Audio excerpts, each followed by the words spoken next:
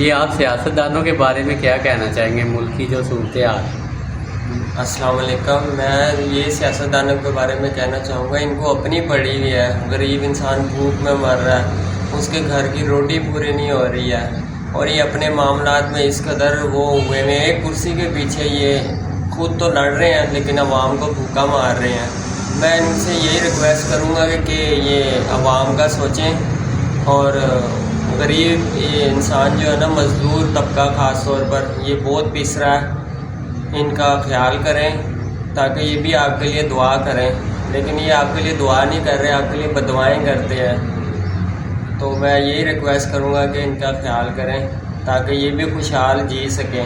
آپ خوشحال جی رہے ہیں، آپ کے پاس پیسہ ہے اس لیے آپ جی رہے ہیں، آپ کو غریب کا نہیں پتہ۔ ایک دن آپ بھی غریب ہو کر دیکھیں، آپ کو بھی پتہ لگے گا کہ غریب کیا ہوتا ہے۔ آپ باتیں تو کرتے ہیں مائکوں پہ آ کے، بہت باتیں کرتے ہیں، لیکن آپ کو یہ نہیں پتہ، جب آپ ایک دن غریب بن کے دیکھیں گے آپ کو سب احساس ہو جائے گا۔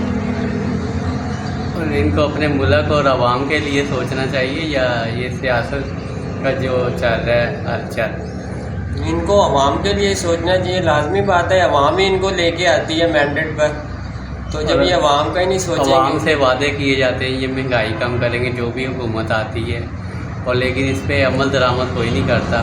اس وقت تو کوئی عمل درآمد نہیں ہو رہا مزید ہے، غریب عوام کو پریشان کیا جاتا ہے، مہنگائی بڑھا دی جاتی ہے۔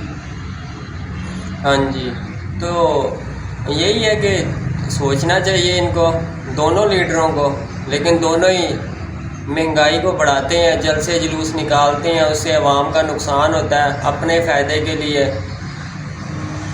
مارو ماری کرتے ہیں، غریب عوام کو مروا دیتے ہیں، تو اس سے کیا غریب کا ہی نقصان ہوتا ہے، غریب کا بچہ مرتا ہے۔